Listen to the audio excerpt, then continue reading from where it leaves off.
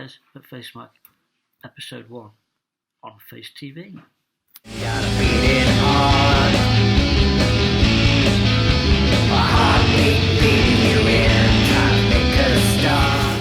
Hello, welcome to Upstairs at Phacemag. I'm Paulie Paul. Today we've got some special guests in the studio for our first programme as part of Face TV. So I've got Book of Shame, who are Peter and Gary. I have to ask you about the name Book of Shame. Was it you were both written in this book at the same time and you found each other? Yeah. That's it. What book is that? Pretty much. That's the name, the black your book. name. Oh The yeah. black book. Yeah. Well, actually, it came from one day. I was round at my stepmother's house, and then we were chatting about stuff. And I was going, oh Christ, we're writing the Book of Shame of our lives, and then bringing that out wider. It was like at the same time as Windrush and all the shit that's been going on, and so you sort of take it out to a much wider level, and that's where it came from. Really, it seemed like quite a good name. You've had Compatibility and Killing Pickle out singles. And Damned. You've got a new one out now. Is Damned out now? Damned is out now. Right. And we're just sort of on the beginning, releasing the album. Right. Okay. Yeah. So, can I just? You met? Was it a group effort? How you met? Was it you were brought together by a producer? No, it was a kind of slow evolution of, which is quite a long story, but I'll try and cut it very short. Basically, it began with me and a friend of mine who's a TV producer and used to be a drummer in a band called Circle of Shit. Was and we'd sort of get all You said that with such venom. I was not saying it was a Circle of Shit. I think it was very good. But they were really good. Yeah, really good, really. So we'd get together every now and again, every sort of year or something, and spend 3 hours in a kind of in a studio, him bashing the drums and me just turning everything up, on the guitar and making a load of noise. Turn it up to 11. Yeah, 11, even more, 11 and a half, and it was basically just making it was a catharsis noise thing, and every now and again we'd sort of start playing together rather than separately. Right. And then at the same time, I was playing tennis with a very good friend of mine up in Stoke Newington, and we'd go and stop and have coffee. And Gary's, I didn't know Gary then, but his violin shop was restoring violin shop was there, and I took a violin that my great-grandfather Oh, I love had this story. So to get Stradivarius? Yes, well, that's what I was hoping. He got burned really. And I took it in to him. I was going, let's bring it in and see what happens. He's like, oh yeah, this is very interesting. Yeah, this could be interesting. Leave it with me. I'll get back to you next week. And then we came in next week. He's like, have we won the lottery? And then he's like, yeah, it's a German. Who was it? Vladimir. Well, it was a tradition. Stradivarius. Leopold Wilhelm of Nuremberg. Right. For around 1770 period. Still old. Yeah. Yeah. Yeah, and he said restored it would be worth, Tens of 50 thousands. grand. Right.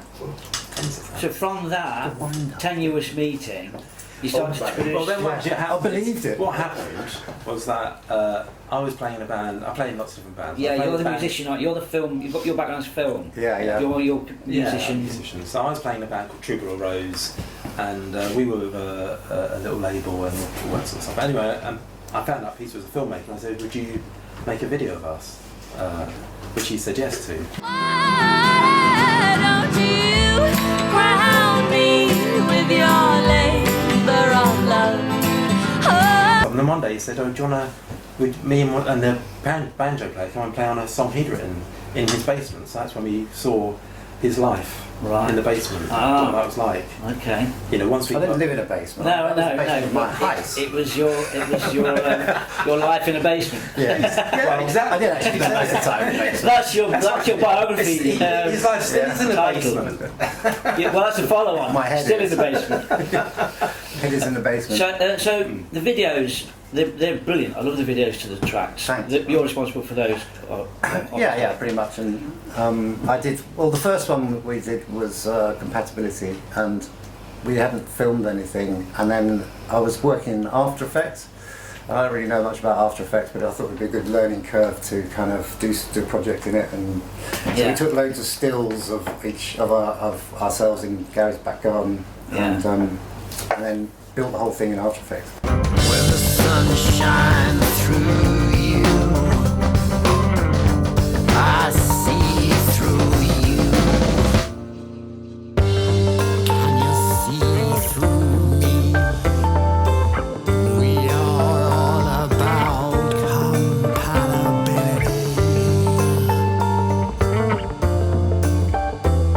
not about the slowdown, it's more about the lowdown.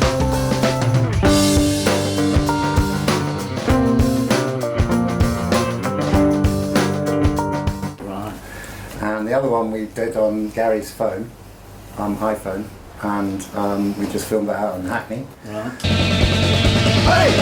Never thought you'd go for the glory, shaking off the truth like it's a made-up story.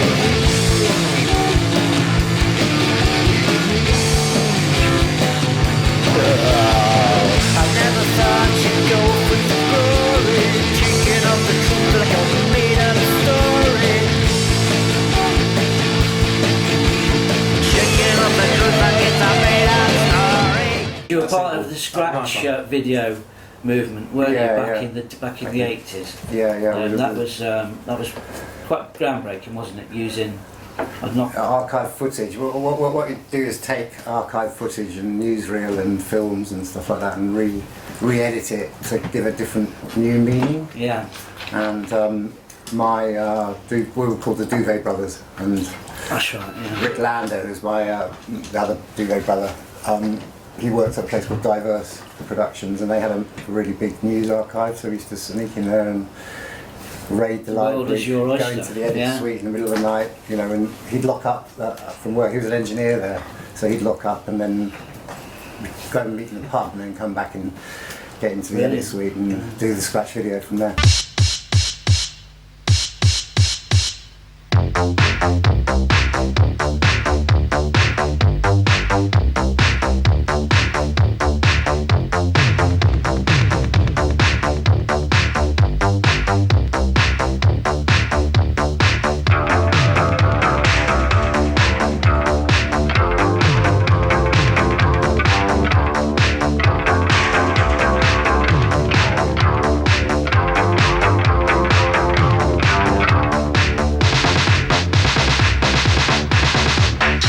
Gary, where's your music background come from? Was you completely musical from an early age, or did you study? Yeah, I studied violin, played double bass, and I started playing guitar and I made my own bass guitar. So you just naturally musical. I played in bands, I played in a school band. You people make me sick naturally musical people. Well, I didn't. My classical career was quite sort of thwarted because I didn't get on with the teacher, so we kind of fell out badly. And I carried on playing, and I thought, fuck me, I'm going to carry on. Yeah. And I started playing folk music and other music. I was listening to all So sorts you were of doing stuff. it yourself? Always, yeah. Is it a bit by ear? Were you I'm a very ear-based player, so I played in loads of bands over the years. And happy playing. Brilliant. You know, so yeah, lots of different music, musical styles. You're going to do something for us in a minute, something live. Yeah. Are you any plans to tour at the moment, or anything then, or it's just the album you're going to be concentrating on? Well, we've done the album. The album's finished. The album's finished. It's coming out at the end of August. Okay, well I'll make sure that we put that on for you. So yeah, brilliant. Yeah, so then we've got a single, our fourth single coming out at the end of this month, which is called Hope and Glory. Yeah, that's It's right. a sort of epic. Yeah, folk Fran's rock. been dealing with.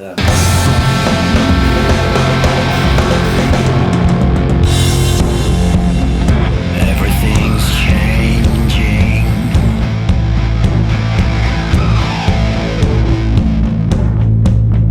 Head is rearranging.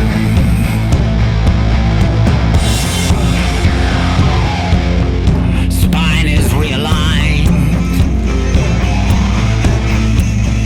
Under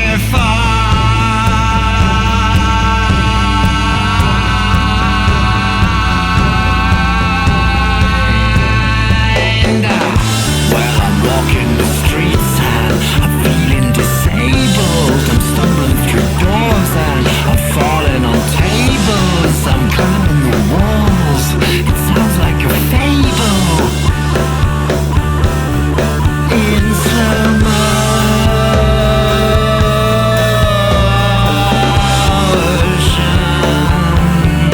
In slow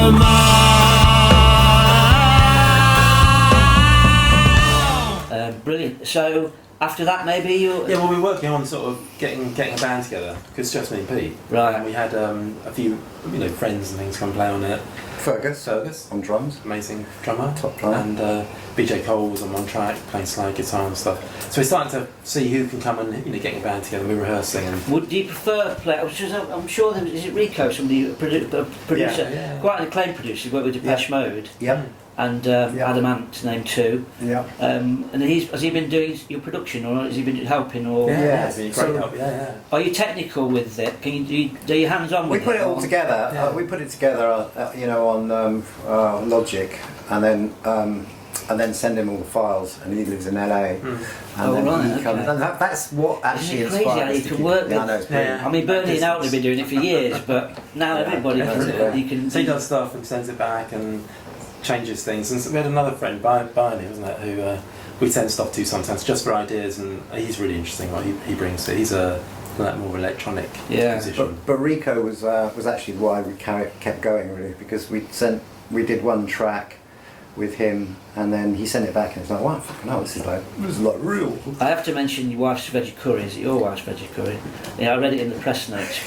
Your wife's veggie curry. Well, the sample, and I'm pretty much vegetarian, and I love curry. And so Come round to his house anytime you like. I was just talking to somebody the other Won't day. be, I was talking to somebody the other day about music and how now it's all technical as well as music. You know what I mean? You have to learn how to program, plug leads, use computers.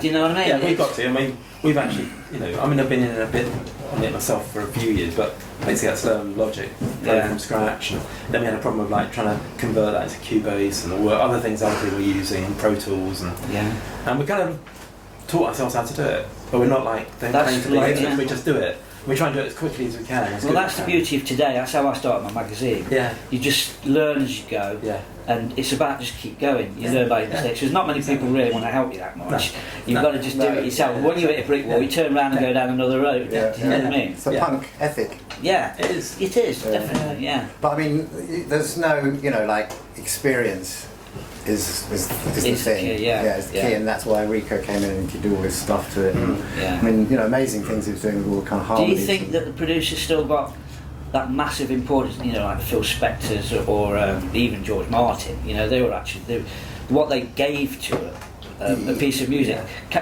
Can you not be too precious about a song if you're going to give it to somebody like that? Yeah, you've got to let go of it. Because they might want something brilliant, or they might do something you hate. I know, this is must be a compromise. Yeah, Well, it's quite difficult because as a sort of TV director, my role is to sort of guide everything, and then you make notes and you give notes and you give time coded Well, that's notes. another thing. I'm not quite sure how many I've got about- music producers I've got appreciate about that. 60 unread emails he sent me. Yeah, 60. Yeah, I just don't bother reading them. It could have worked for me. What do producers think? I made a short film at college when I did my degree at uni, and it's compromise, because it was either time or a noise. Yeah, okay, that'll do. I wanted to do another shot because either the sound was great and the acting was terrible, or the acting was terrible, the sound was great, but the shot was off. Yeah. You know what I mean? Yeah, I Well, the boom was in. Or, Eventually you just always something. work You've with what just you've got got. to compromise. Yeah. I can't get that perfect moment, Yeah. So Well, unless you do 300 takes, you do this Kubrick thing, but you don't. You just can't. yeah. You need It's what he does. money. Yeah. Okay, well, let's take a little break and then we come back and you can do a couple of songs for us or a bit of a jam and stuff. It's do a jam, yeah, really good. Yeah, Okay, cool. Yeah. so we'll see you in a bit. Chance is a lover, he spat in your face, and you think you've been had by the whole human race. When you are lonely, despair is your friend, who buys you a drink called the bitter end.